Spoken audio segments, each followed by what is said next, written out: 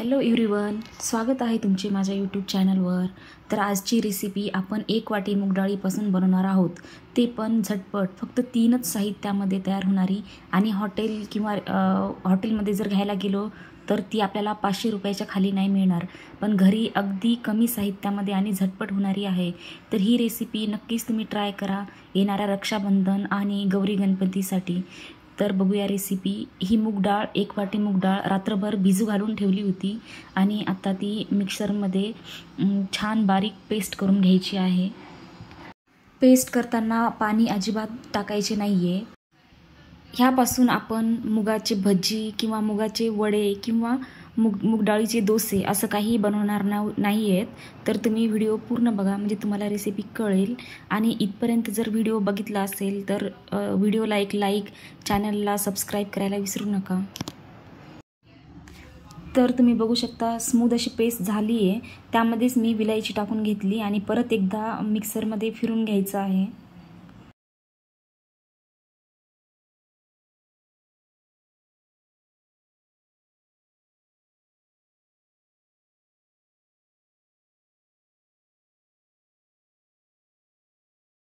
Paste बनवून झालेली आहे। आता एक गॅसवर मी कढई ठेवलेली आहे आणि त्यामध्ये 2 चमचे भरून तूप घेतलेला आहे।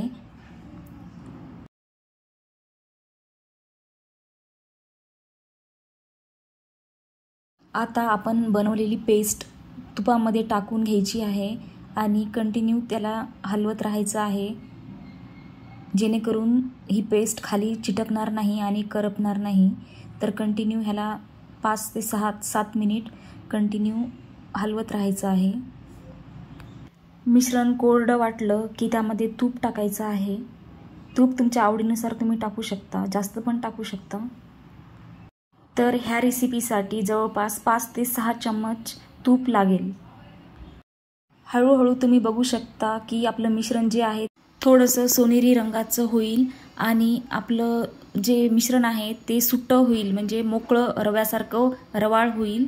तोपर्यंत ह्याला कंटिन्यू हलवत राहायचं आहे।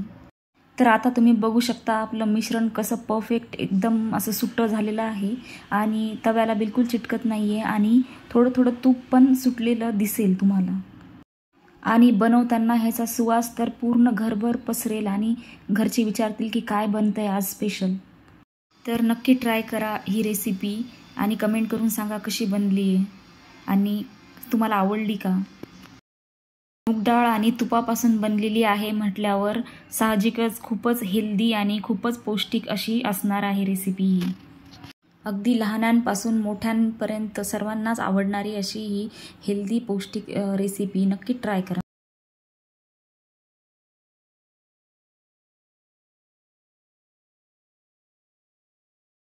आता ह्यामध्ये मी ड्रायफ्रूटचे काप टाकत आहे। तुम्हाला जे ड्रायफ्रूट आवडत असतील ते टाका किंवा नाही टाकले तरी चालेल।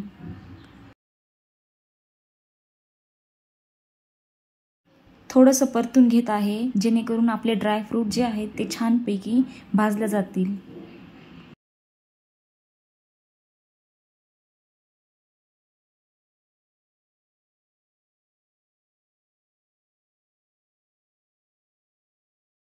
आता तुम्ही बघू शकता किती छान असा गोल्डन कलर आलेला आहे। आता ह्या स्टेजला साखर टाकून घ्यायची आहे।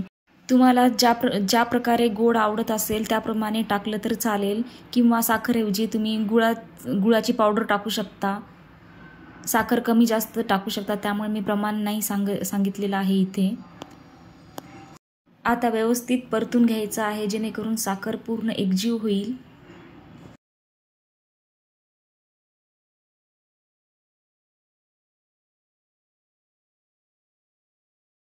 आता त्यामध्ये मी 1 कप दूध टाकत आहे।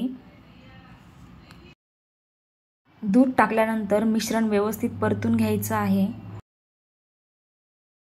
आणि हे मिश्रण सारखं हलवत राहायचं आहे, जेणेकरून खाली चिटकणार नाही आणि ह्याचा जोपर्यंत गोळा तयार होणार नाही आणि कढईला मिश्रण हे सोडणार नाही तोपर्यंत हे सारखं ढवळत राहायचं आहे।